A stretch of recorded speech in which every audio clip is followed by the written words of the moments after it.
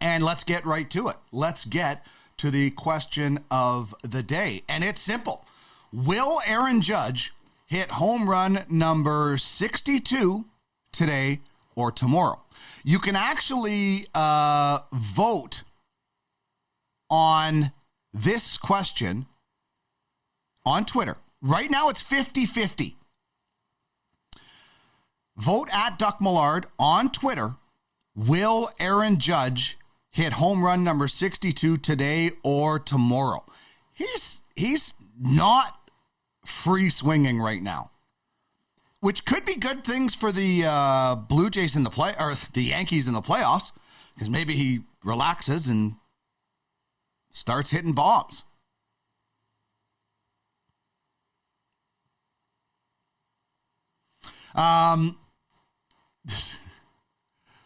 Gord of Thunder on Twitter says about baseball, the Jays will win it all, or Trademaster 3000 will be shanghaied and overpowered by Toronto baseball trade proposals. Maybe upgrade the surge protector just in case. Very good advice, Gord of Thunder. We'll try to bring back Trademaster 3000 on Friday. So, question of the day, you can vote on it at Duck Millard. Poll question, will Aaron Judge hit home run number 62 today or tomorrow? Likely only has one more at bat. The Yankees are down 4-3, so they could force extras, but likely only one more at bat for Judge today, and then one more game tomorrow. Day off Thursday. The Yankees will get the first round bye, and the awesome wild card series starts on Friday. One of the best times of the year for me is baseball playoffs. Also, it means the hockey season is right around the corner. And our top three today, asking you your top three Vezina candidates. Who are your top three Vezina candidates in the NHL? Now, you might be surprised to not see a name on this list, and that is a guy in Tampa. And I said this yesterday when we had Kyle Hall on the show from the Broadway Hat podcast, who covers the New York Rangers. I don't think enough people are believing in Igor Shesterkin. I think, and I think this is the year he takes over as the number one goalie. I think Tampa has played a lot of hockey. I think Vasilevsky's going to hit some sort of roadblock at some point. So that I didn't even put him in my top three. I think Shesterkin takes over as the number one goalie. I think Darcy Kemper in Washington is going to get a lot of wins. He's going to face more shots, too, so he's got to be up for the challenge, but that could boost him into the top three. And Jake Ottinger, terrific in the playoffs. Absolutely terrific in the playoffs. So I'm putting him in there. He's got a new contract. I think it's a good bet to see Jake Ottinger in the top three. Now, it's the third guy, so I'm not feeling as confident as Shesterkin and Kemper, but still taking a chance on that. Who are your top three Vezina candidates?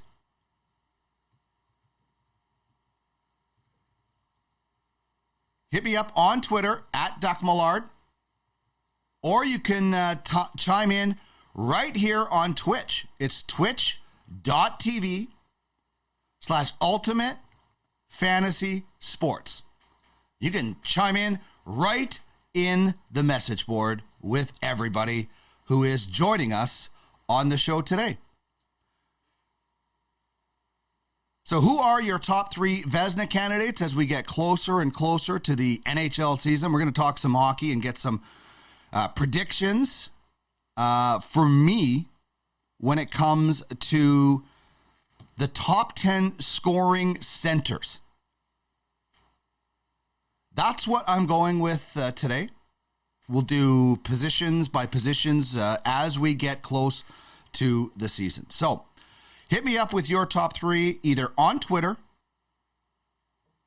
or you can join us on Twitch, twitch.tv/Ultimate Fantasy Sports. Never fear, JP is here, Facepalm Circus, and he says Aaron Judge is going to hit his 62nd home run tomorrow. Thank you very much, JP, for chiming in on the chat. Wherever you're chiming in or listening from, tell me where that is. Love to catch up with where everybody is hanging out as they take in the show. But last night, Monday Night Football, Andy Mack was right on the Cam Akers. I don't know what is going on with the Rams. I'm not sure. But I do know that when it comes to Jimmy G, the guy just wins, baby. Like, he is kryptonite in the regular season for the Rams.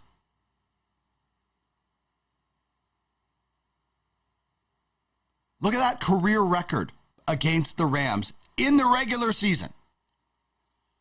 Obviously, there was a pretty big playoff win en route to the Super Bowl. As for last night, he wasn't spectacular. 16 of 27, 239 yards, a touchdown, no picks, and 15 fantasy points. So Jimmy G is not a number one quarterback in fantasy, but Jimmy G is a good depth quarterback, a good guy, obviously a good number two quarterback in fantasy that you can throw in if you have a bye week, which everybody will have, or an injury, which most everybody will have. And he wins. I don't know how many leagues count wins for quarterbacks. I'd never heard of it. It's not like goalies or pitchers with wins or closers with saves and relievers with holds.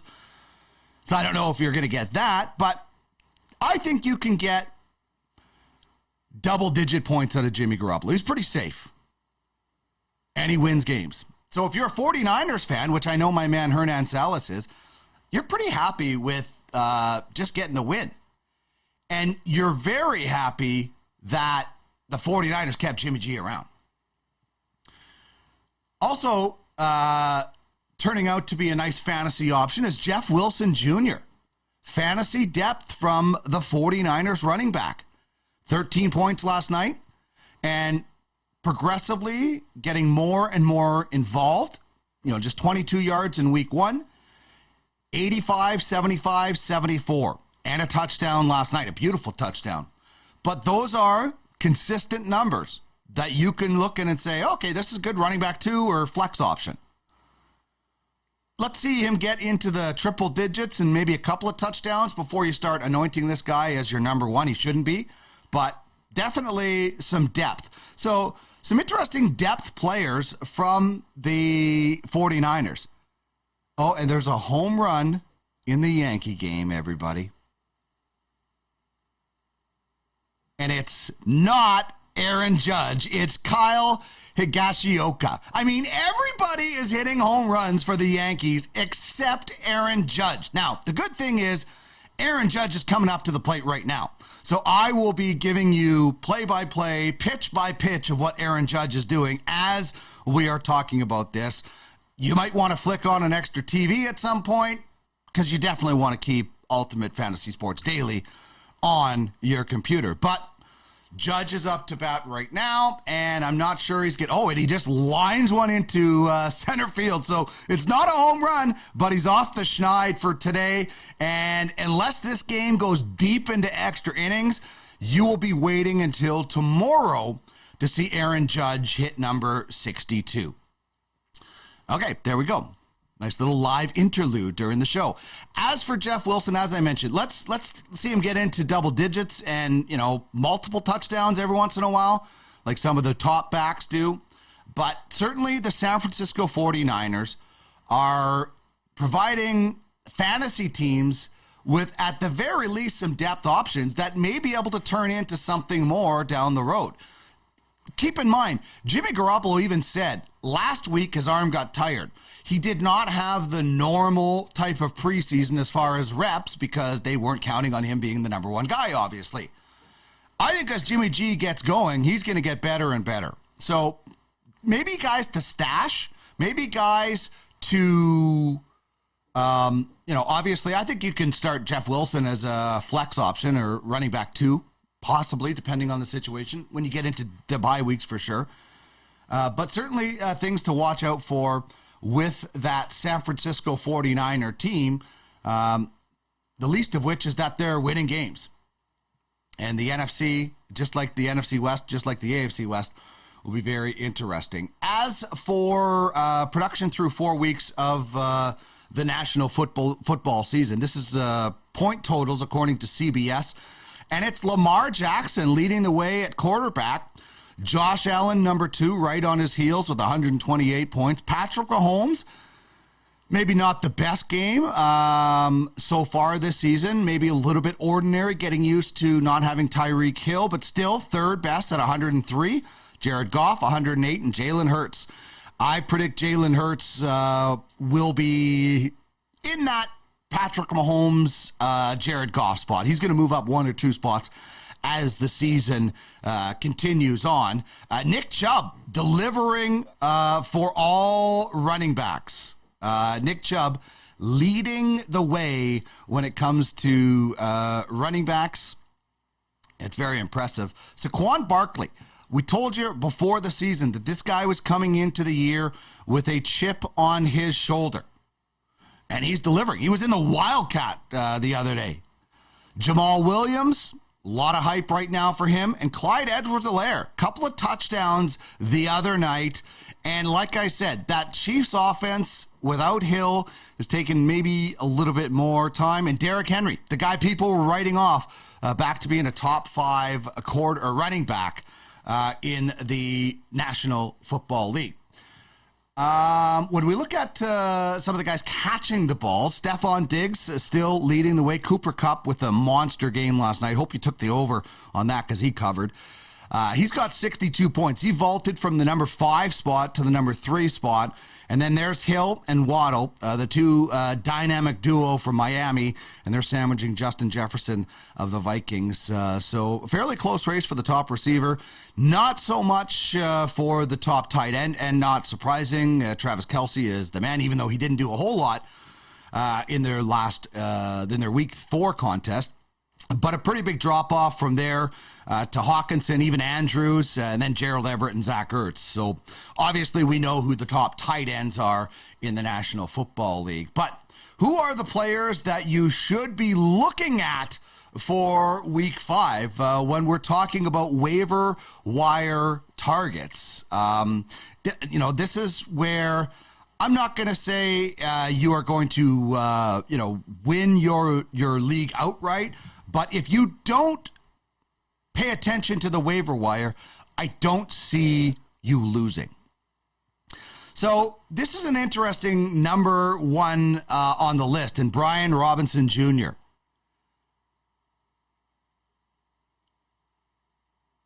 This is a guy who we all know the season, or the story. Well, you should know. He was shot during the preseason.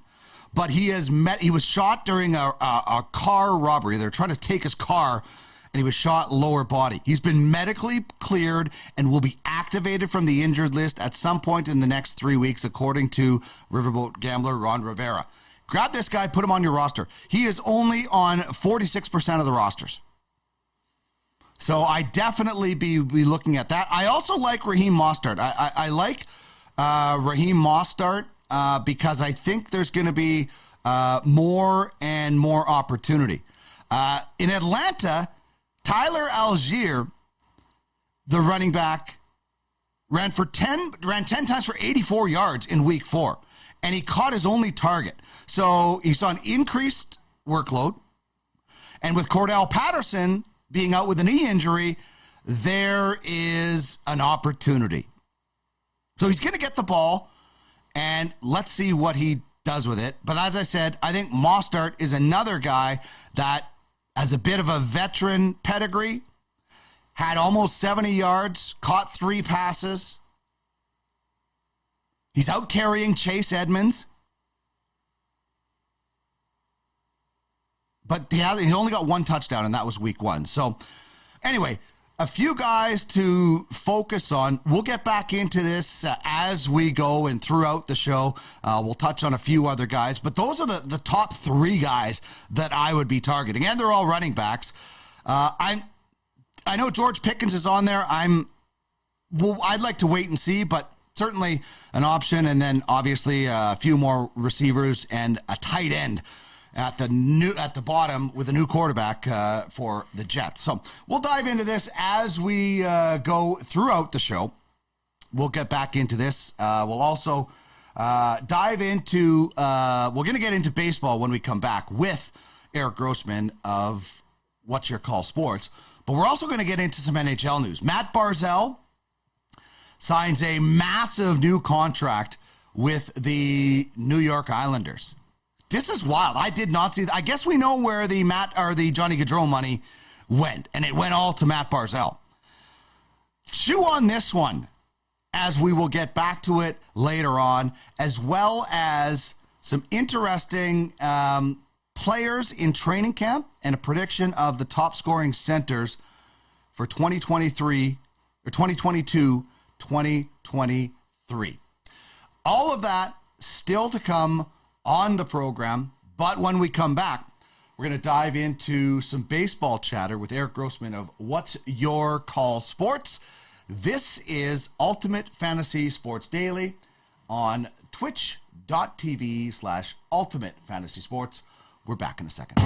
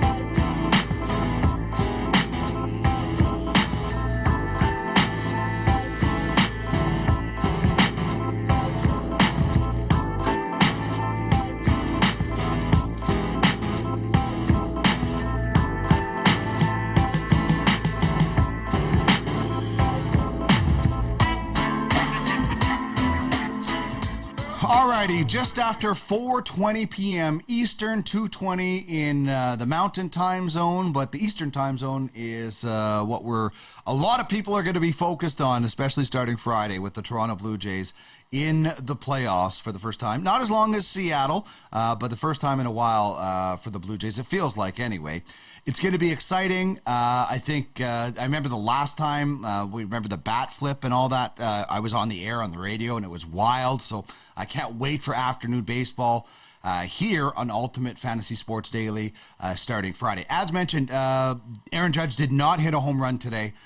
I do not think he's going to get another at bat. It's the top of the 8th in Texas. The Yankees are up 5-4. So we'll have more on Aaron Judge a little bit later in our fake locker room sound segment. But right now, I want to bring in our guest of the day. It is Erik Grosman from What's Your Call Sports. Erik, it's the best time of the year. You lived it with the Toronto Blue Jays. What do you think the buzz is in the Big Smoke right now with the Blue Jays just a couple of days away from the playoffs? It's awesome. Like it kind of takes me back, right? So to be able to host it, I mean, just to be able to, we mentioned it, we talked about it last time I was on, home field advantage. I think it's a bit overrated in baseball, but not when it comes to Toronto, not when it comes to the Blue Jays. I've had the luck or privilege to go to many stadiums and work in many stadiums. No stadium vibrates, shakes like the one like Rogers Center does. I'll never forget it. I'll never forget what it felt like.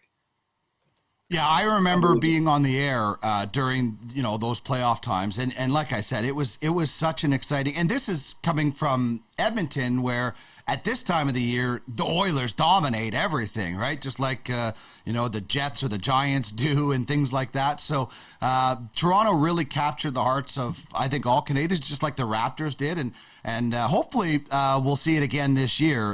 Not everything, I guess, is 100% decided. I guess there's still a few things that can happen. But the one thing I want to talk about is, here we are talking about this great story about Albert Pujols, and it ties into the playoffs, because I think we could be talking about Albert Pujols as a potential playoff MVP at some point. I mean, this guy has 11 of his 22 home runs in the last 41 games. He is going into his final playoff on an absolute heater. Maybe we should be talking about Albert Pujols as an MVP contender in a playoff series at some point.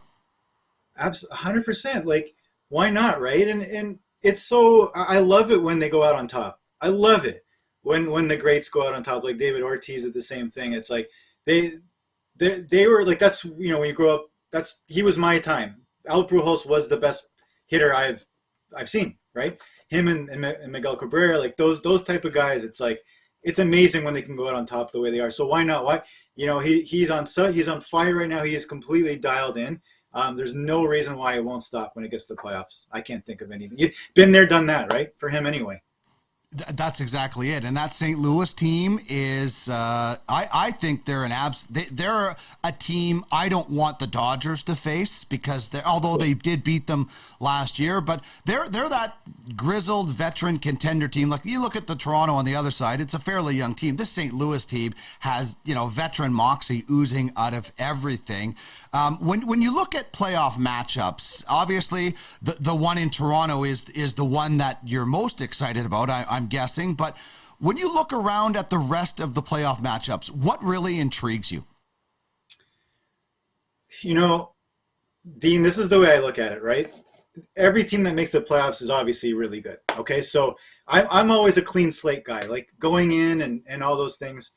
But what I look for is, it comes down to the pitching. Like we've discussed before, who's got the most pitching? It could be anything, starters, relievers. I group them all together as one anyway. How short can you make this game? Yes, it's a 9-inning game, but who are the teams that can make it 7 innings? And if you know what I mean, it's like, who's got those lockdown closers that they're going to go more than 1 inning? It's not the regular season anymore. So they're going to go an inning and a third, an inning and 2/3. Who's got the lockdown closer with the lockdown 8th guy?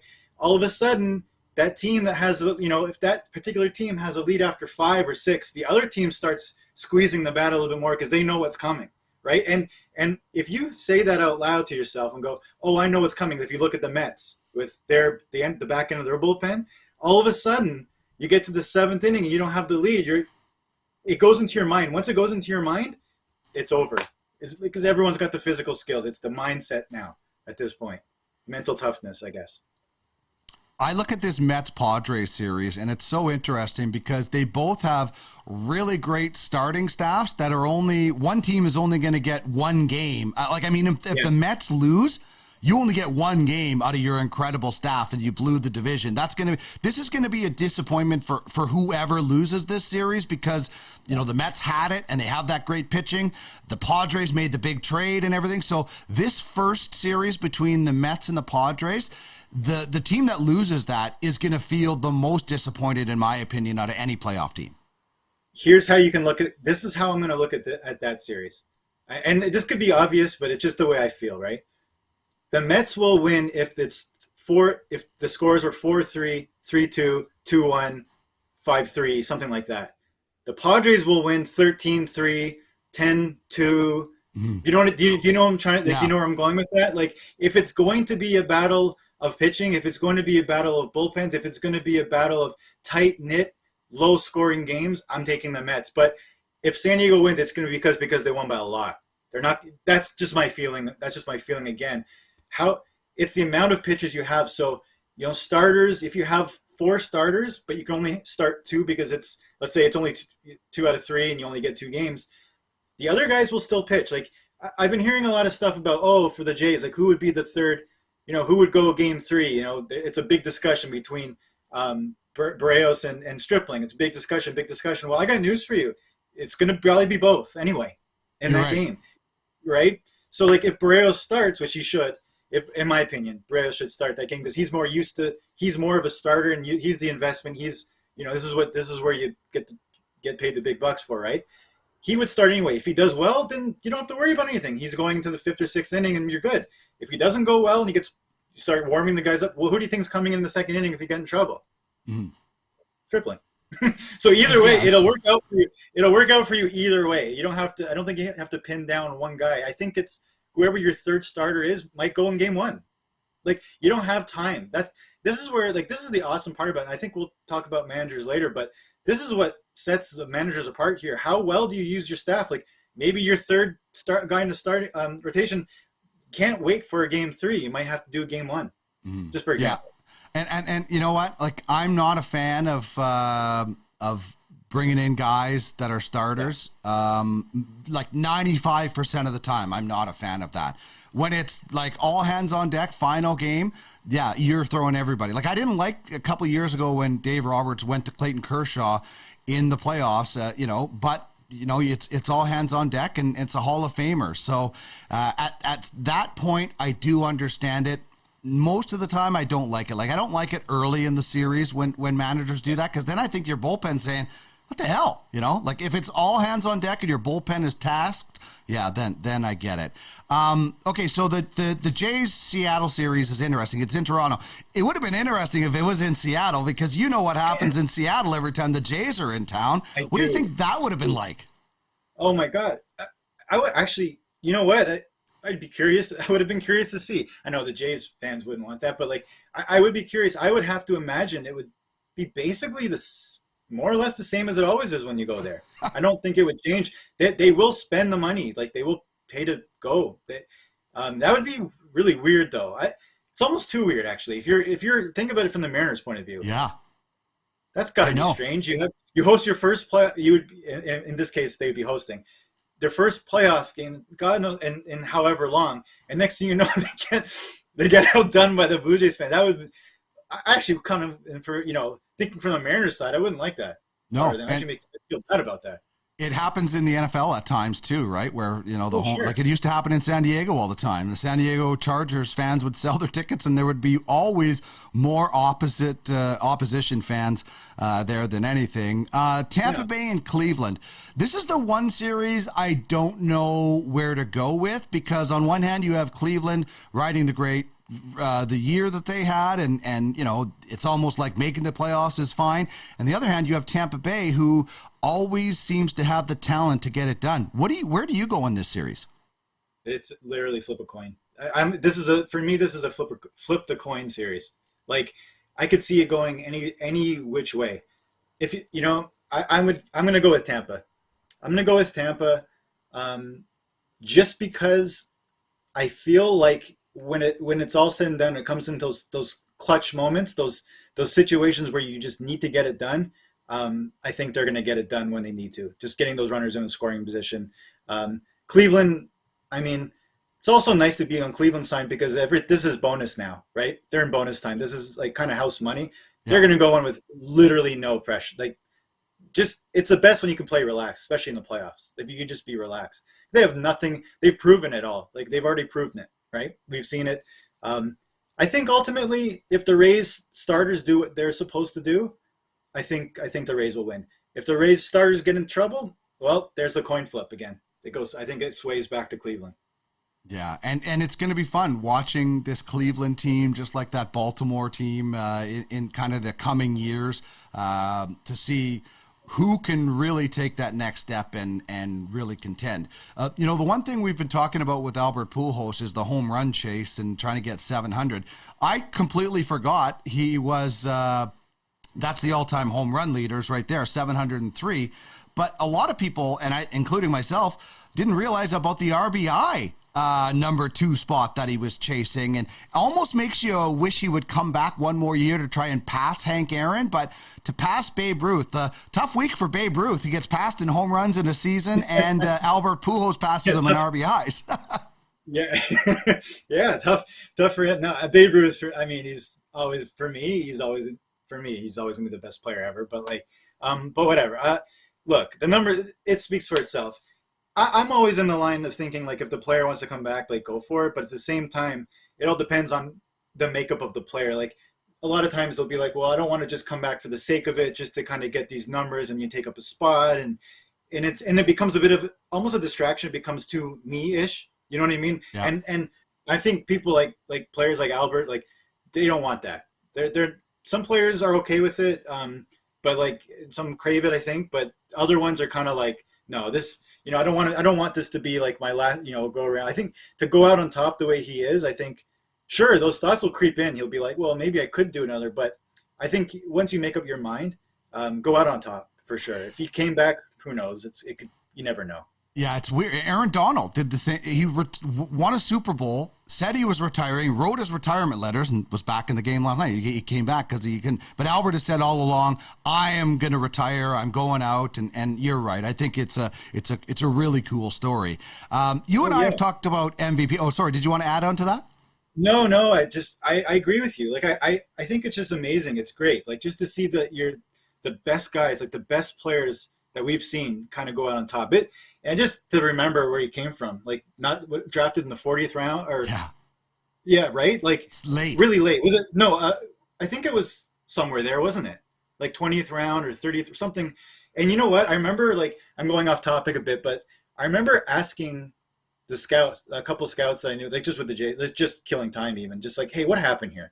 And he said his body, he came up as a second baseman and his body wasn't good for a second baseman. That's it. Like there wasn't anything more. It wasn't like it wasn't. They didn't say anything other than that. It was just a lot of times scouts or whatever, for whatever, they put a lot of thought and a lot of like emphasis on the way their bodies are. And if it didn't fit second base position, so like, well, we don't really have a spot for him because they didn't think he was going to be an incredible hitter. They thought he'd be good, right? Maybe, yeah. But I mean, we all know what it's like when you draft somebody. There's never a sure thing in baseball to get drafted and then go up to the majors. It's so hard. Yeah, it really is. Like the cool story with Pujols is you're right, 13th round, and Tampa Bay scout Fernando Arango recommended that they sign Pujols, and when they didn't, he quit. that's how much he believed in this guy. And then he's and nobody did really. He went to the 13th round, but 13th round, right? That guy actually he quit. That's how sure he was. Yeah, that's a wild story. Yeah, right. Let's talk about the Cy Young race. We've talked about the MVP race, and I think a lot of people have talked about that. Maybe we'll get into that in a bit. But the Cy Young odds, these are the odds that I got last night.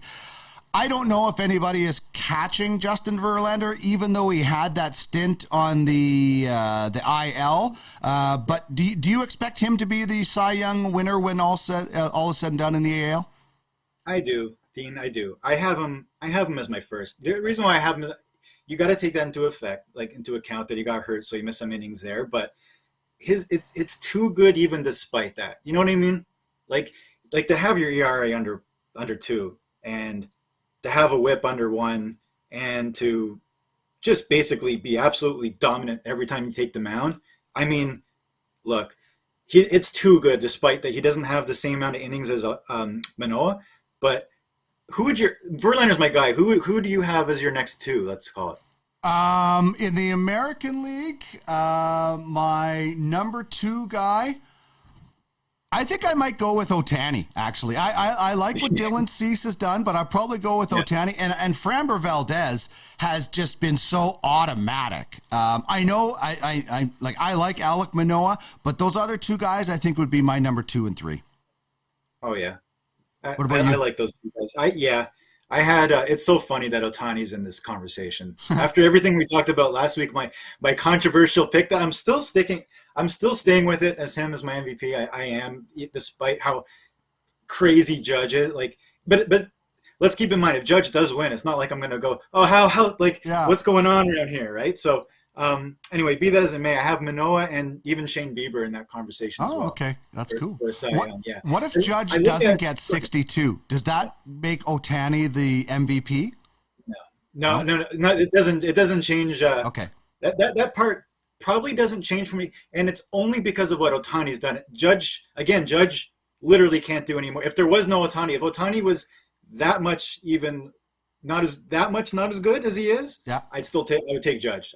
Like it takes Ohtani to be 2 superstars rolled up into one. So it's like just recently, I think he got $30 million in arbitration, right? Yep. Record. Right? Think about it this way: what if you cut him? Not literally. Put him in half, right? So he's a pitcher and a hitter. So imagine he made $15 million as a hitter, $15 million as a pitcher. Those are 2 undervalued contracts right there. Yeah.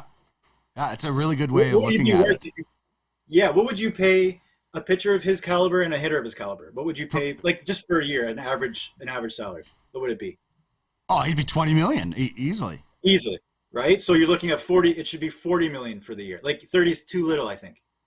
Yeah, If he continues, if he goes like this. If he yeah, goes it was like a this. record arbitration, and they'll, obviously the new. It's basically a placeholder for him, for the new owner to come in and then decide what he wants to do. Right. What about in the NL? You mentioned about the innings. Well, nobody's pitched more innings than Alcantara in Miami, and he's not going to pitch again, but that still shouldn't factor it in. I'm a Dodger guy, and I still, because of the workload, I know when we talk about MVPs and playoffs, so Urias should get it because of that. But I still, in a day and age where we don't see pitchers go deep, I like the guy who leads the league in innings and had a pretty good season to boot with other numbers. What do you think? He's my pick, hands down. Alcantara, that's my pick. I mean, like you said it yourself. In today's game, to throw 6 complete games is actually a big deal these days. It really is. Back when we started watching, that was your 5th starter would throw 10 complete games. Yeah. Your 5th starter. So it's him for sure. I mean, the ERA, second in ERA, obviously first innings pitched, 6th in strikeouts, 5th in WHIP. He's my guy. He's my guy. If I had to pick, if I couldn't pick him and I was going to pick the next 2, I like Corbin Burns from Milwaukee as well. I throw him in that mix. I don't see him on your list, but no, he's not on the odds at all. Yeah, those are the official odds from. And I can't remember where I got those from, but he's not even on the list there, which is kind of surprising because he was having a pretty awesome season. I would check his numbers out. Especially for the fantasy guys out there. They probably have picked up on him. I mean, he led the National League in strikeouts with 238 with the ERA under 3. I mean, you can't. Weird that he's not on that list. He might be right under Nola. Maybe I just took the top 5, so he's probably. I'm guessing he's on the board at some point. Sure, and the Milwaukee, they had a great year. Mm-hmm. So it's I mean, I like the list is great. Can't argue with Urias. He's such a stud. His stuff's unbelievable. He as long as he stays healthy, knock on wood, he'll be on this list for every year, I think. Who's that? Urias. Oh yeah. You know what? The Dodgers had me at left-hander from Mexico because certainly they had success with Fernando, and I really like Urias, and he piles up the wins. It's funny. Walker Buehler was always the heir apparent, and now they have so many options. You got Buehler, you got May, you got Gonsolin, you got Urias. They're an embarrassment of riches in their starting rotation in LA, and maybe that's where let's go next is the manager of the year, and something that oftentimes in leagues the coach of the year or the manager of the year is given to the what's the most improved team, and certainly you're getting that in the Guardians because Terry Francona is going to get a lot of ink when it comes to the manager of the year.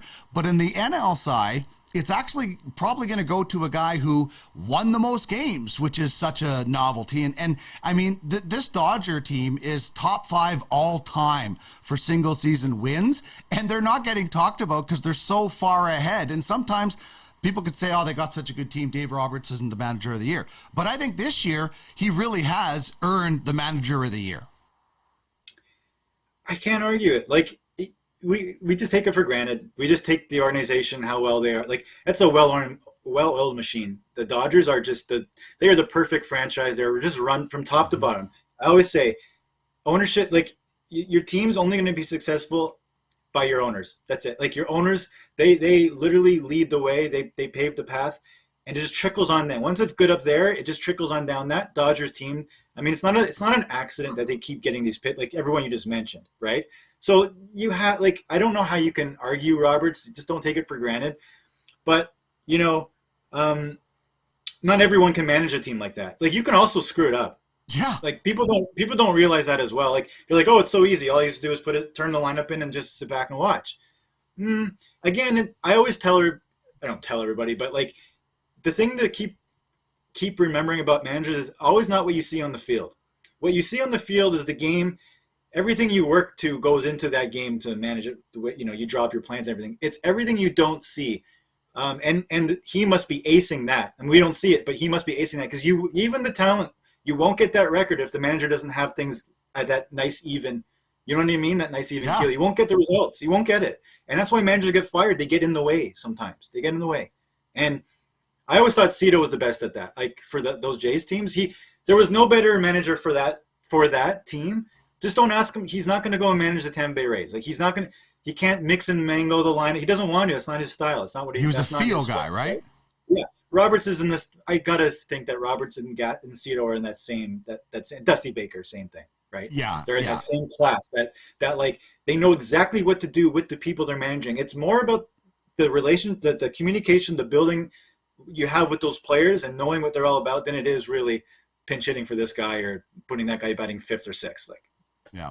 By the way, Judge just ground out into a double play, so he's going to end. I'm guessing that's his. I didn't even think he would get a fifth at bat, but this game, it's now 5-4, bottom of the ninth. So I guess if Texas ties it up and it goes a few extra innings, he might get another one. But I really think Aaron Judge is gripping it. I think he is really, really wanting that number 62 so bad. And yeah, it's kind of cool that it might happen in the very last game of the season, but I'm sure he would like to have gotten it done. The only thing I will say is this might be a good thing for Yankee fans for the playoffs, because if he once the 62 chase is over, maybe he lightens up and just swings freely, because it really seems like this is kind of getting to him a little bit.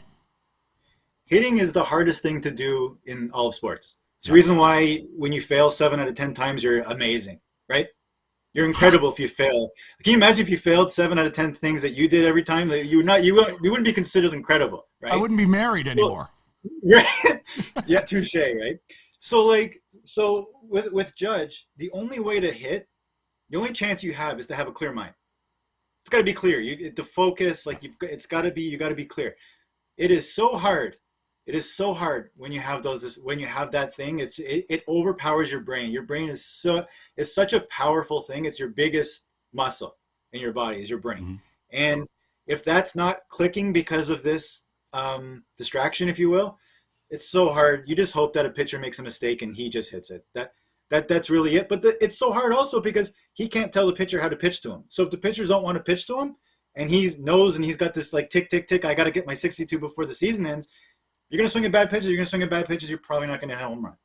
So, unless you're Vladimir Guerrero, but and going back to your manager of the year, if you didn't have the Dodge, how about what's your take on Buck Showalter?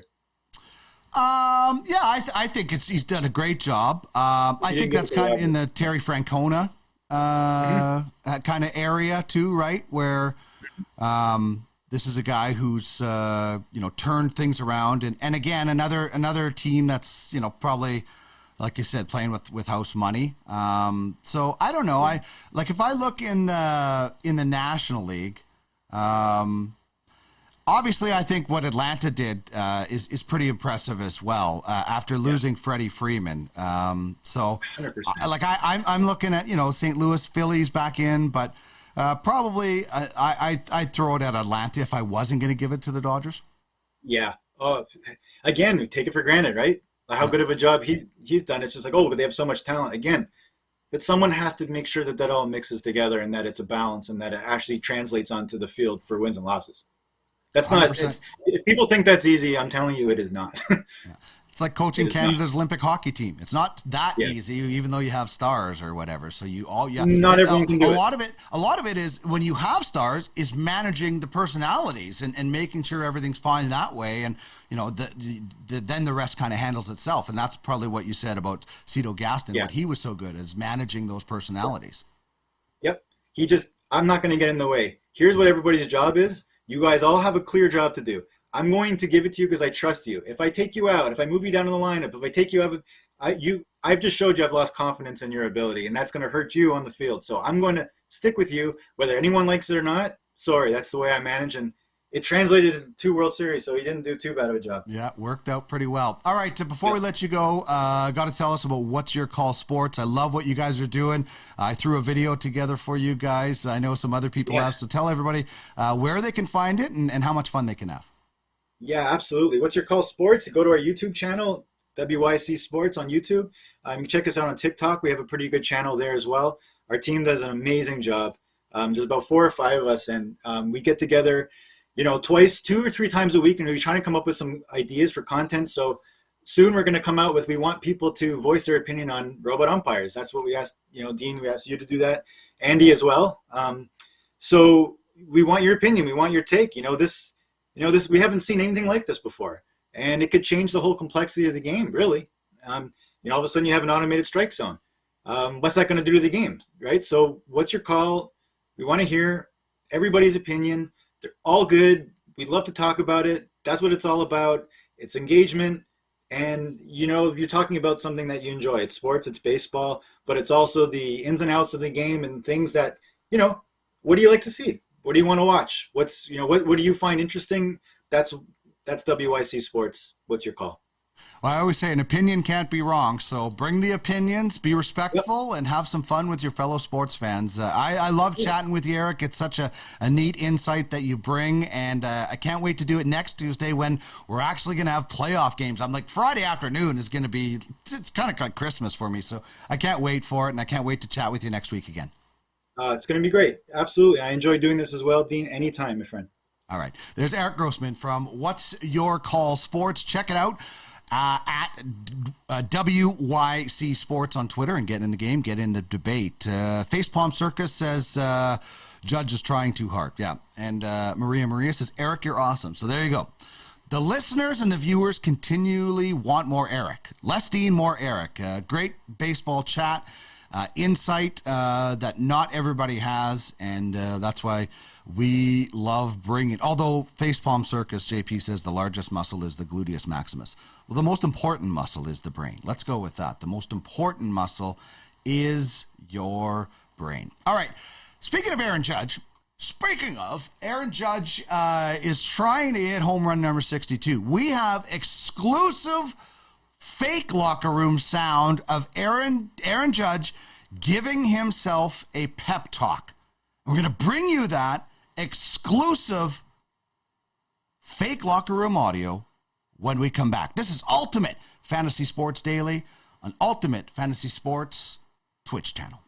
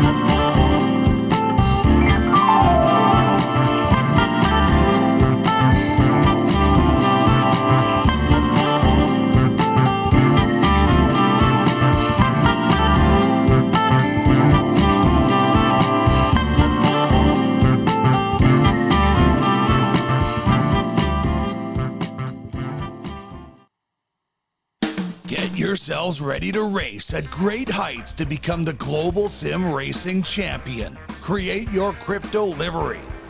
Enter with the best designs. Enter to win prizes. Outrace your competition. Winning is all that matters. Watch the other racers in your rear view mirror.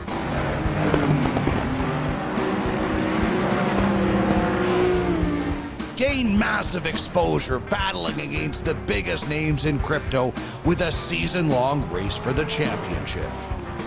Bring glory to your token. Drive like a champion, win it all. Be first or last. If you're not rubbing, you're not racing. Get behind the wheel and drive for your project.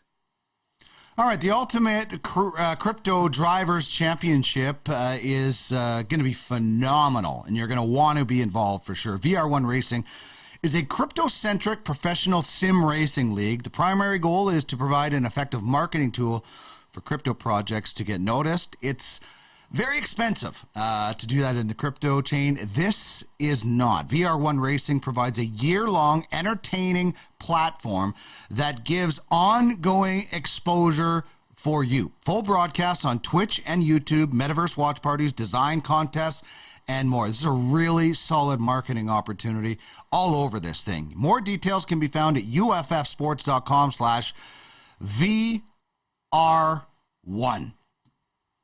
It's going to be fun, and it's so realistic. I think those races and those watch parties are going to be absolutely dynamite, as J.J. Walker used to say. All right, it is just before 5 p.m. Eastern time.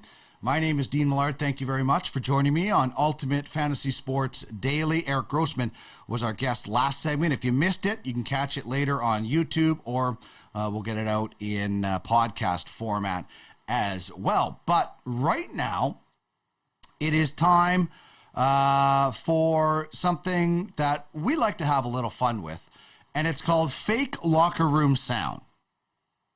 Remember the word fake. And this is actually locker room sound that we received from our scout about Aaron Judge. This is wild. This is Aaron Judge before today's game and during, actually. I don't know how we got the audio during the game. We must have a mic on Aaron Judge, but check it out. Aaron Judge, fake locker room sound, trying to hit home run number 62. Hats for bats. Keep bats warm. Gracias.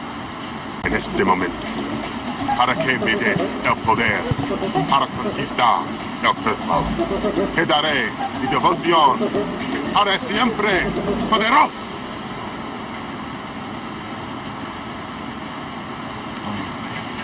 ¿Qué pasa there, Pedro? Bats. They are see. I cannot hit curveball. Straight ball, I hit it very much. Curveball, bats are afraid. I asked Jobu to come. Take fear of bats. I offer him a cigar. Wrong. He will come. You know, you might think about taking Jesus Christ as your savior instead of fooling around with all this stuff. Shit, Harris. Jesus. I like him very much. He no help. Curveball. You trying to say Jesus Christ can't hit a curveball? Okay, Harris, let's not start a holy war here. She's off, Nato. Look, I go to you. I stick up for you. You no help me now. You, Jobu. I do it myself. All right. Aaron Judge saying, if you don't help me hit the curveball, Jobu, I do it myself. So there you go. Aaron Judge, fake locker room sound, trying to hit home run number 62, which he did not do today. Judge went 1 for 5, hit a line drive into center field in the 8th inning, but his average has dropped to 310. Like if Judge doesn't win the Triple Crown, do you give the MVP to Ohtani? If he doesn't get to 62, do you give the MVP to Ohtani? I think it's a question that you can be asked. That's for sure. But we'll see. There's still little ways away when it comes to the season wrapping up. Some news to tell you about. This is not terribly surprising. Tony La Russa will not return as manager in 2023 for the White Sox. I think that's good anyway. Like, once Tony La Russa started walking guys on weird counts, it was time to start looking around. I hope the health situation turns around, but I think Tony La Russa's he's ready to go. The Cardinals, by the way, signed Giovanni Gallegos to a 2-year deal with an option for 2025. And then I was looking at the 2023 free agent class for Major League Baseball. By the way, this would have been Gallego's first free agent season. They got him from the Yankees for Chasson Chevry. With lefty Chasson Chevry for Luke Voigt, which was obviously an impactful deal. He's been the best reliever over the last 4 years. A .89 whip, 4.86 strikeout to walk ratio in 212 relief appearances. And he has 33 saves. So he made $2.41 million this season. Really, sometimes those trades are the best. Where you think it's a throw-in. So the free agency class for third baseman in 22-23 is not great unless Nolan Arenado opts out of his contract without negotiating a new deal with the Cardinals. And that makes the third base class a lot more interesting. Without Arenado, it's pretty average. Justin Turner, the Dodgers are probably going to grab that for $16 million. Brandon Drury, I don't know. Also, Marlins shortstop Miguel Rojas is going to have surgery on his wrist to repair a torn triangular fibrocartilage complex. Wow, TFCC. Let's just go with that next time. He's been playing through the injury since late July. He'll be ready for spring training. Good news, Mariners activated Julio Rodriguez. That's especially good news for Mariners fans, not good news for Blue Jays fans, and really good news for those whose fantasy baseball leagues stretch into the playoffs. And the Rays have recalled Vidal Brujon. They selected Kevin Hergert and optioned Miles Mastrobuoni to AAA. And the Yankees activated Miguel Castro, designated Chichi Gonzalez for an assignment. All right, when we come back, we're going to dive into the NHL hot and heavy here on Ultimate Fantasy Sports Daily. Big contract for Matt Barzal. Good news for a Montreal Canadiens rookie. And my projections for the top 10 centers in the NHL this year. Plus, we are going to have a double shot preview of the Flyers and the Senators presented by Dobber Hockey. We'll also dive back into some more NFL fantasy news.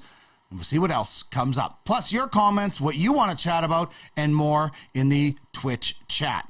By the way, if you're watching on Twitch and you don't like the commercials, a full subscription gets you commercial-free watching of Ultimate Fantasy Sports Daily and other programs on Ultimate Fantasy Sports Twitch channel. We are back right after this short break. I'll grab a quick drink of water and we will get into things from a hockey perspective. This is Ultimate Fantasy Sports Daily. We're back in just a second.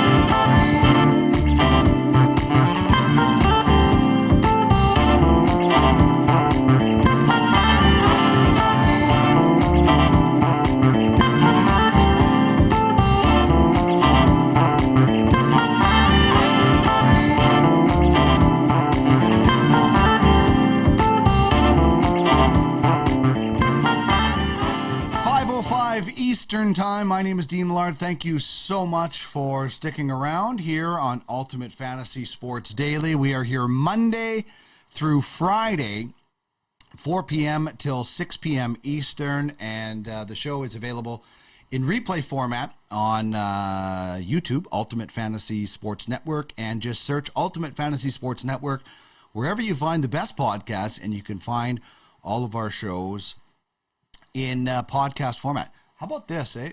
This very, can't hear me now, but very cool sign. That's actually the farm sign at my father's farm where he grew up. So that's a dry side autographed stick. So it should be worth about 62 goals this year, maybe. You'll find out in my predictions coming up for top centers. But let's get to quickly recap our question of the day. Will Aaron Judge hit home run number 62 today or tomorrow? He didn't hit it today. One more game tomorrow. All early games tomorrow. So that's going to be wild. All the games are early. So Aaron Judge, you can vote on Twitter at Duck Millard. Right now it's 50-50. So you can still have your say and vote on our poll question. Our top three, as we dive into some more hockey talk. Who are your Vezina candidates? I'm going with Igor Shesterkin, Darcy Kemper, and Jake Ottinger. Did get a few sent in on Twitter. Gord of Thunder says Ilya Sorokin will win it as the Islanders have a bounce-back season in front of them. Hashtag rose-colored glasses. Yeah. Hey, if you're going to wear glasses, they might as well be rose-colored. JP says Vasilevsky, Frederick Anderson, UC Saros of the Predators. There's a good one. Freddie Anderson, if he's healthy, has an opportunity. That Canes team's going to be good. Thanks very much, JP and Gord of Thunder, for chiming in on that.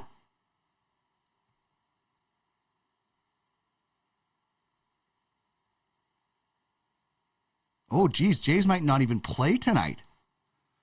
Ugly weather, according to Mike Wilner on Twitter, said if there's no games tonight, the Blue Jays have been told there will not be a doubleheader tomorrow, just the 4:05 Eastern time start, then home for the playoffs, because they don't want to go any deeper. So that's interesting. That'd be probably better for the Blue Jays.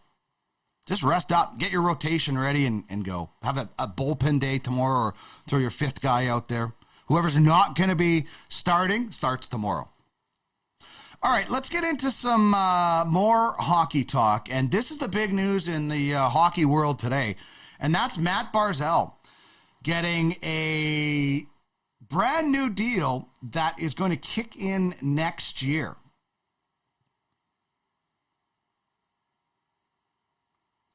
And indeed, he is money Matt Barzal now.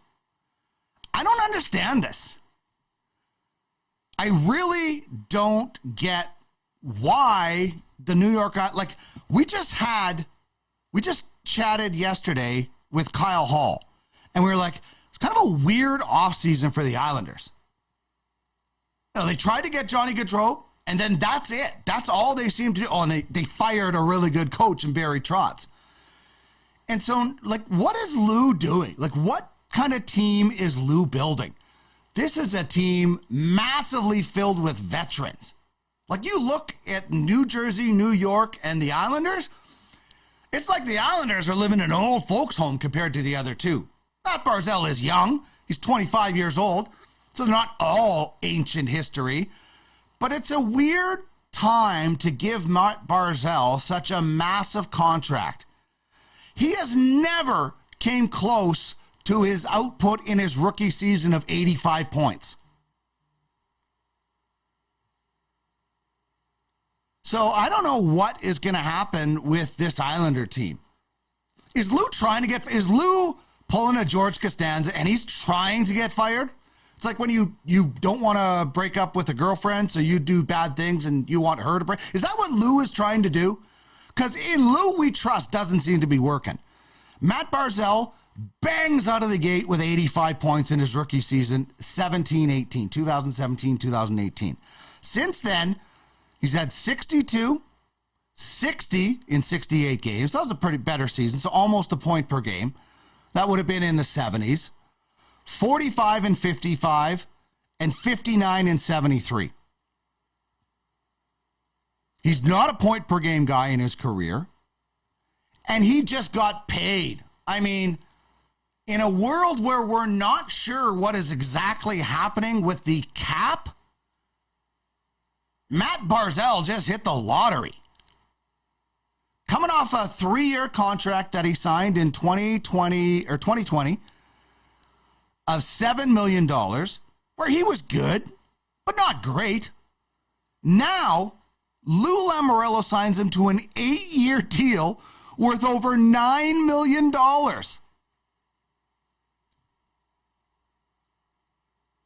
Child, please. What?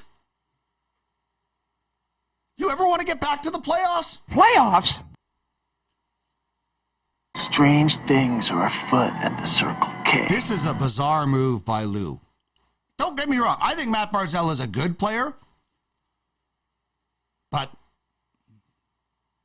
this is your cap is like, what do you, so I guess we know where the Johnny Gaudreau money went.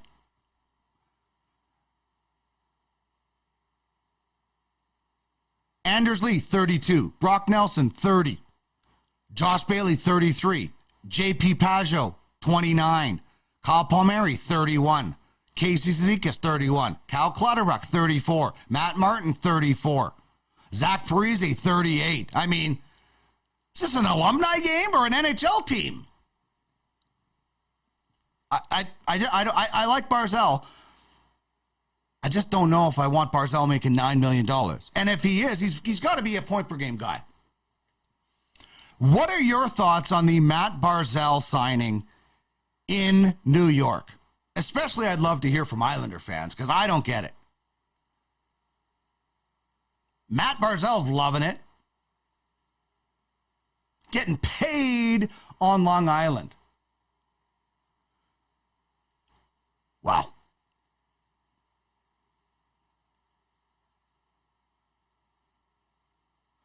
Also, this is kind of interesting. Juraj Slafkovsky skating on a line with Nick Suzuki and Cole Caulfield. Like Montreal Canadian fans, how freaking excited are you about that? We don't swear here. What are we? Werewolves, not werewolves. Juraj Slafkovsky, I know Arnie's got to be going crazy. I don't know where Arnie is in the chat, but maybe he's too busy reading about Slafkovsky. But he was on the top line with Suzuki and Cole Caulfield ahead of tonight's preseason matchup in Ottawa. Is this yesterday or is this today? Sorry, I just want to make sure. Yeah, this is today. So Suzuki is actually going to make his debut. He had a lower body injury.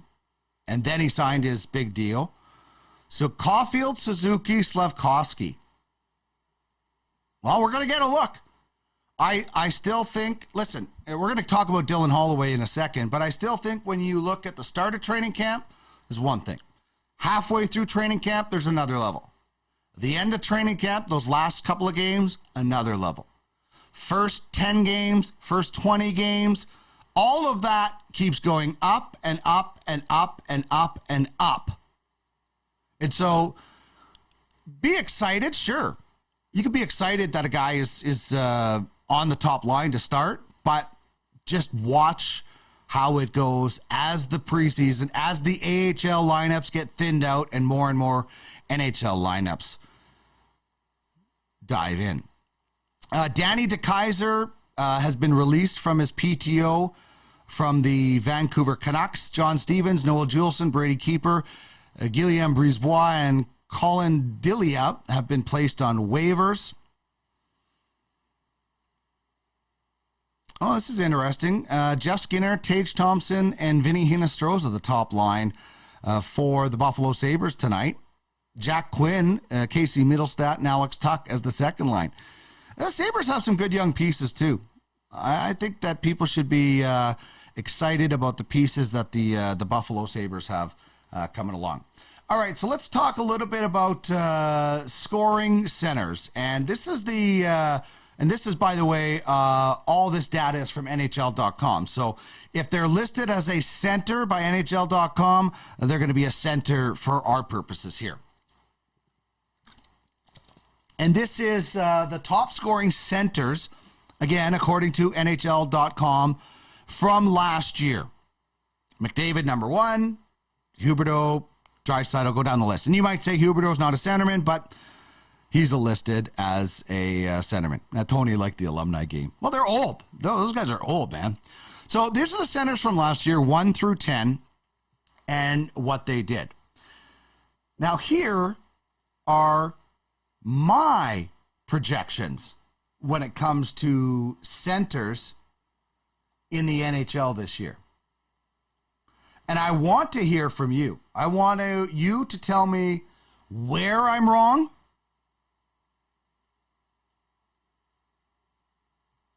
if you do think I'm wrong. So I think McDavid's going to lead the league. I think he's going to get 50 goals plus.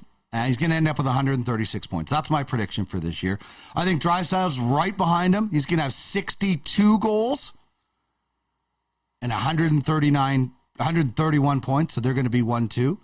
I think Jonathan Huberdeau is going to have a great year. He's going to play in all kinds of situations again. And the West is going to be fast and explosive. And I think he's number 3.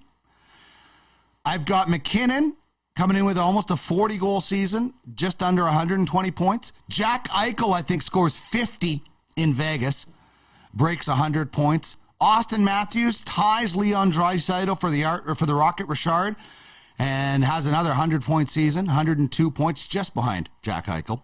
Sebastian Aho almost cracks the 40-goal mark, but he does get 100 points in my predictions. JT Miller comes in with 95. He had 99, I believe, last year. Elias Lindholm has 91, and Alexander Barkov sneaking into the top 10 with 90 points. I think it's going to be a bit of a down year for Florida, especially when you look at that blue line and some of the players that they are missing. What do you think? What do you think of my projected top scoring centers for 22-23? I mean, like, when you look at last year's compared to this year's, the obvious newcomers are guys like Jack Eichel, who wasn't in, obviously, the top 10 of scoring centers last year. Steven Stamkos is not on my list this year. Again, I think the Tampa Bay Lightning are going to take a step back. At some point, they have to. Just like Tom Brady. At some point, he's have to, and we're seeing it. So at some point, these guys are going to play so much hockey in such a short period of time that they are going to take a step back. And I think Tampa, it's this year for them to take a step back. Nazem Kadri, Matt Duchene, not in the top 10 either. Sebastian Aho jumping into the top 10, and Elias Lindholm I have sneaking into the top 10 as compared to last year. So let me know where I'm out to lunch, where I'm right, if I am. And I'd love to hear your thoughts in our Twitch chat at Duck Millard on Twitter, or at UFS Network on Twitter as well. All right, Dylan Holloway. Is this guy playing his way onto the Oilers lineup? I said all along I would rather have Dylan Holloway in Bakersfield. But he's barging through the door right now. Last night had the hat trick and an assist, 5 shots on goal. He's played a lot in different games. As his time on ice rose steadily in the first 3, and now, you get 4 games in and there's different lineups. 4 goals, 2 assists in the preseason, 15 shots on goal in 4 games. I still don't think Dylan Holloway, even if he makes the Oilers roster, is going to get enough ice time to get into the mix for the Calder Trophy. But maybe he makes the team. Would you rather have Dylan Holloway on your 3rd line in the NHL this year or your 1st line in Bakersfield? I don't think Dylan Holloway is going to be the X factor in the Oilers making the playoffs. So for me, I would rather Dylan Holloway start in the AHL, be the first call-up. But again, if he plays his way onto the team, you don't send a guy to the minors. But you can send him down eventually because, as I just said, the intensity level is going to increase. The rest of the preseason, the first 10 games, the next 10 games. Craig Button says it all the time. The NHL is not a training ground. So sure, Holloway might barge his way into the opening night roster, but pump the brakes on him making a major impact. Still good to see, though. I love it. It's great to see. The guy's got speed. It's awesome. Hopefully, I would love to see him earn it and warrant it. Not just have a good preseason and then he struggles in the regular season and they keep feeding him the ice time. If he's not ready, send him down. You have that option. Every team is going to have that option with a bunch of players for sure.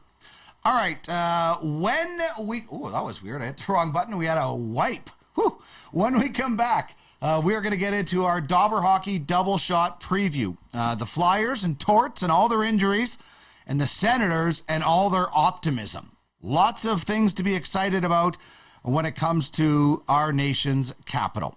This is Ultimate Fantasy Sports Daily. We are back in just 1 second.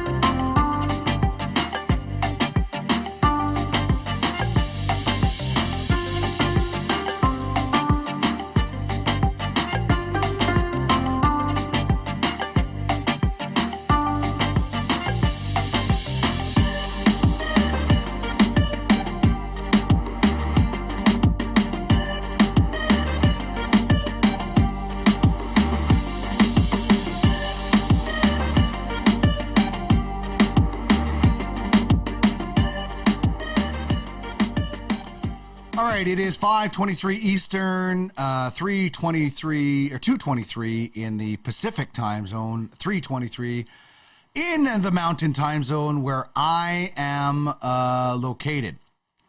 Couple of things to tell you about. I haven't talked about this a whole lot because I haven't been able to follow it, and I don't want to speak on it out of turn. But there is testifying going on by Hockey Canada before a Canadian Heritage Standing Committee Tuesday. Again, I don't want to get too into it. I would actually recommend following Rick Westhead on Twitter. He is completely plugged in with this thing. And again, I haven't followed it. I don't know what has been said. So I don't want to ignore it. This is a very, very important topic for our country, for everybody that's ever paid a league fee to Hockey Canada, who everybody's ever watched. You don't have to be involved in hockey to have concerns about what has gone on, and obviously this is a bigger issue of how we're raising our children in the whole world. This is not just a hockey thing, don't get me wrong, but it's focused on hockey, and Hockey Canada has to answer for this. No doubt, 100%. So that is going on. As mentioned, I haven't been able to follow it as closely, so I don't want to speak out of turn about exactly what has been said. What I do want to get to right now, though, is our Dobber Hockey team previews. And we're going to start today with the Ottawa Senators, and we're doing these alphabetically. But the Senators had one of the winningest off seasons in a long time. You know, Pierre Dorian, that organization was kind of a bit of a laughing stock for a while. Not anymore.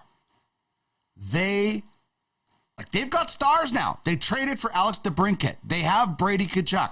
They've developed Thomas Chabot. Those are your three stars when it comes to the Ottawa Senators. The three fantasy stars for me, and there's more, don't worry, but you're going to get points for DeBrincat. You're going to get everything from Tkachuk, and you're getting all kinds of power play opportunities from Chabot. So my top three fantasy stars when it comes to the Ottawa Senators are those three guys.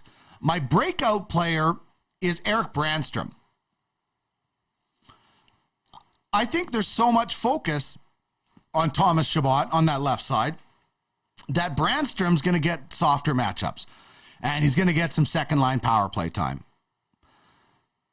And then my sleeper is Jake Sanderson, the third guy on the left side, who also might see some power play time. There's going to be some movement around and things, and maybe you have two guys, two lefties on the power play. I'm not sure, but I think Jake Sanderson, Jeff's his father, Jake Sanderson is, and we still don't even have Formanton in this lineup. So we'll see what happens with the Senators still, and what they have to do in the offseason. This is what Dobber Hockey is looking at when it comes to the Sens and their lineup. That's a good top three. Or a good top line. Tkachuk, Norris, and Batherson. All doing a little bit different things. Who's going to be the big trigger man on this team? Is it DeBrincat? Probably. You look at it, there's a lot of setup guys. Shane Pinto could be interesting as well, depending on what happens with some contract situations. So I'm excited about the Senators. It's unfortunate that Cam Talbot is injured. So Anton Forsberg will be carrying the load now. Talbot out 5 to 7 weeks, it was announced yesterday. And they went out and got Hellberg from Seattle as their backup, as obviously they don't think Matt Sogard is ready to carry the load.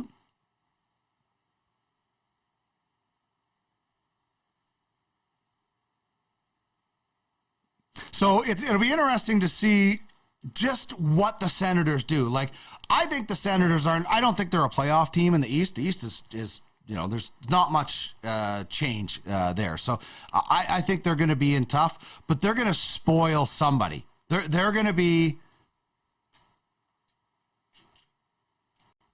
a team that is going to upset somebody when they're not expecting it. They're going to be a lot harder to play against.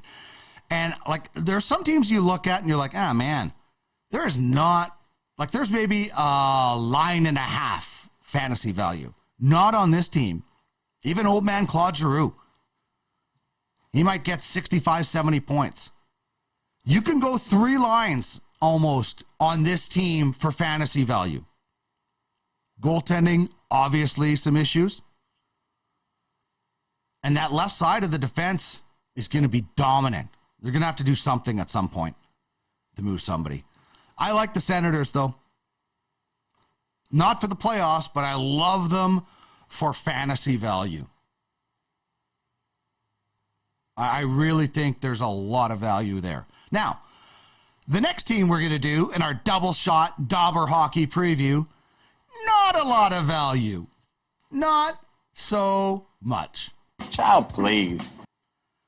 Like, this is going to be a familiar theme for Flyer games. It's a rout. It's a blowout. It's some bullcrap. Yeah, Flyers fans are not going to be happy. And I don't know.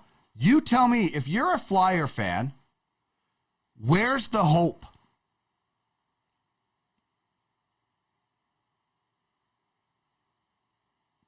Yeah. I didn't think so. There's the hope. No hope this year. You got Torts, who loves his players, but has already said they have issues. Ivan Provorov is your hope. Like, I've got 2 defensemen in your top 3 fantasy stars because the rest of their fantasy forwards are either hurt or not that good. Konechny, D'Angelo, Provorov. Owen Tippett has an opportunity, and the sleeper I'm putting down there is Carter Hart. Now, Carter Hart might only get 14 or 15 wins, but Carter Hart might face 35, 40 shots a game. If you have some sort of quality stat metric or shots or saves are worth a lot, like this is a strategy we went with in the Ultimate Fantasy World Junior for East End, and we won gold. We went with the goalie that was going to face the most shots. We took Latvia's goalies. So Carter Hart is my sleeper in Philadelphia because he's going to face so many gosh darn shots. What has happened in Philadelphia is awful. Shame. Shame. Shame. So when you're looking at the Flyers, first of all, you got to start with John Tortorella. Okay. What sort of team is Torts going to coach? Well, I think you're going to see productive blue liners. He had that in Columbus. He's going to let his blue liners go. So Provorov, D'Angelo, probably the 2 guys you want to draft first off Philadelphia. Even a guy like Travis Sanheim, and well, Ryan Ellis might not ever play again. But I would look at blue liners in Philadelphia because the way Torts loves to get his blue liners involved, and it's some of their best players. I'm sorry, Joel Farabee doesn't cut it. Sean Couturier is out for the season. Cam Atkinson, like that's not a number 1 NHL line. I'm sorry. Child, please. It's not good enough. And Travis Konechny might lead this team in scoring. He's going to be on the top line. That's not a good enough top line. Kevin Hayes has had a just awful year with his brother dying, so hopefully he can bounce back. And I don't know what JVR has left. Does he have a 50-point season left?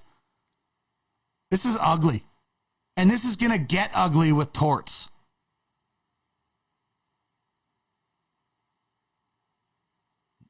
So it's not going to be a lot of fun in Philly. Although, you know what? Philly fans, they're always so forgiving and everything. They'll probably be okay with it. Child, please. Anyway, whatever. This is the advice for the Philadelphia Flyers and their fans. You be cocky and arrogant, even when you're getting beat. Yeah, because you're not going to the playoffs. Playoffs?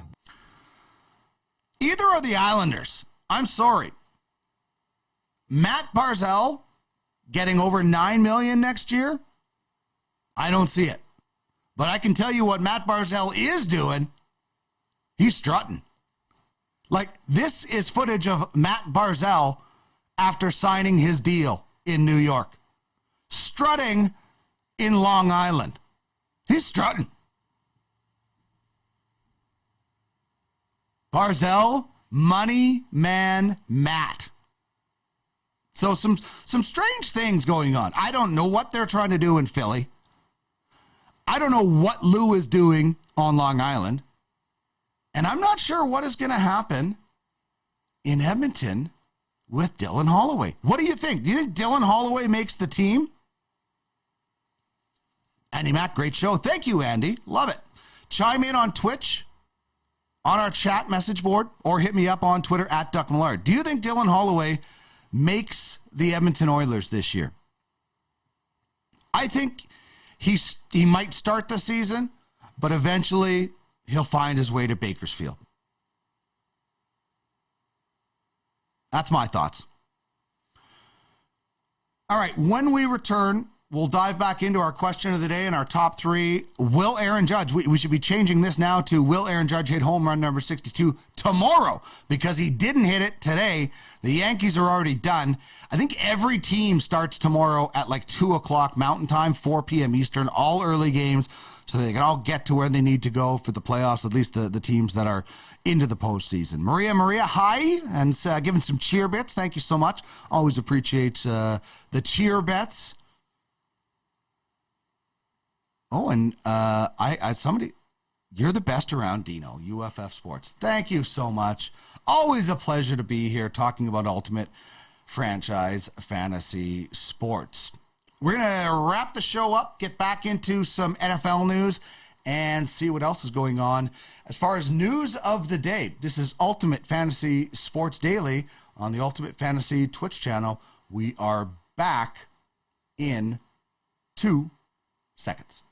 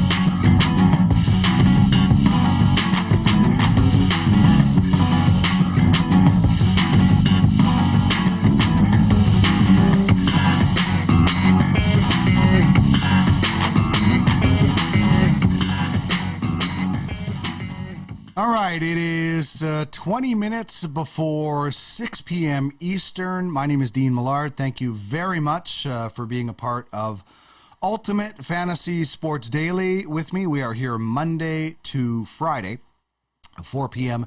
till 6 p.m. Eastern. Casual Fridays we celebrate around here as we like to have a little fun. Speaking of fun, I had some fun with my top 10 scoring centers when it comes to the National Hockey League this year. Sound off on that in our Twitch message board or hit me up at Duck Millard on Twitter. I think Jack Eichel's going to have a huge year in Vegas. Huge year. Absolutely huge season in Vegas with Mr. Stone, former Brandon Wheat-King, setting him up constantly. All right. Wanted to dive back into some fantasy football stuff that I don't know if we got a whole lot into earlier. These are some waiver wire targets that I was looking at earlier. And obviously we left off with Brian Robinson Jr., and the fact that this is a guy who got shot in the preseason. I mean, if there's a better story than his, I don't know. But he is cleared to play and will be activated very shortly. This is a guy who had won the running back spot for Washington in the preseason. So he could be a running back one for you if he can pick up where he left off. That's asking a lot. The guy got shot. I mentioned earlier Raheem Mostert. He's out carrying Chase Edmonds, so that's obviously big news. George Pickens, 38% rosters. He caught almost everything in week 4 and had 102 yards, 6 of 8 catches, career highs across the board. And Pickens and Kenny Pickett looked like they've been playing together for years. So I'm not going to say this guy is, like, I don't know if I would say it's a number one receiver situation. I don't know. I think other people will. He's going to be the number one guy in Pittsburgh, but he is only owned by 38% of rosters. He's on 38% rosters, so there's a good chance you can get something. You know what? Depending on who the rest of your receivers are, is worth picking up because there was instant chemistry. If you wait too long, somebody else is going to get him. The Denver running back situation is really interesting. Mike Boone had 3 carries for 20 yards, caught 1 pass for 9 yards in the loss to the Raiders. And why was he in there? Because Javonte Williams tore his ACL, and he's out for the season. Melvin Gordon couldn't hold on to the ball. And the Broncos just signed Latavius Murray. So I wouldn't trust Melvin Gordon. Can't hold on to the ball. I don't think Latavius Murray is going to get a lot of action right away. So your big impact guy for this week could be Mike Boone. Still, it's a really tricky situation, that Denver backfield. Like I'm saying, if you need running back depth, take a chance. Maybe a guy to stash. The number 6 guy on this list is a guy I told you to stash before the season. Michael Gallup will be alongside Amari Cooper as a number 2 wide receiver. Back earlier, I think, than people expected. After a torn ACL, and he finds the end zone. Caught 2 of 3 for 24 yards and a touchdown. Working his way back in. This should have been a guy you stashed on the roster for this very moment. Hopefully you did that. If not, he's on 44% of the rosters, so there's still a chance you can get him. Jacoby Myers in New England. He's out. He didn't play last week. I'm not crazy about the Patriots. The Buffalo situation is interesting with Isaiah McKenzie. Got injured, but so did everybody else. So this is a guy who could end up having an impact for the Buffalo Bills if bodies keep dropping. Again, a depth guy. Same with Ken Walker in Seattle. Depth guy. And Tyler Conklin with the New York Jets. He's on 40% of rosters. He had 50 yards in the win over the Steelers. If he's still available in your league, it's time to jump on this guy as a tight end option. He might not be, though, because week 3, he had a 9-target week. And he outscored Mark Andrews last week. So apparently Zach Wilson likes this guy. They work together in training camp. We'll see. That is the guy that I don't know if he's going to make or break, but as far as tight ends, he could work his way into the rankings. Here's a look at your tight end rankings for the season. 30 points is the top 5 guy when it comes to tight ends, and that's Zach Ertz. Now, if Tyler Conklin, which is funny, it's the same name as a former Edmonton Oilers goaltender, if he can get into the end zone a little bit more with Zach Wilson, he's going to be on this list. Cooper Kupp jumped from number 5 to number 2 with a huge night last night.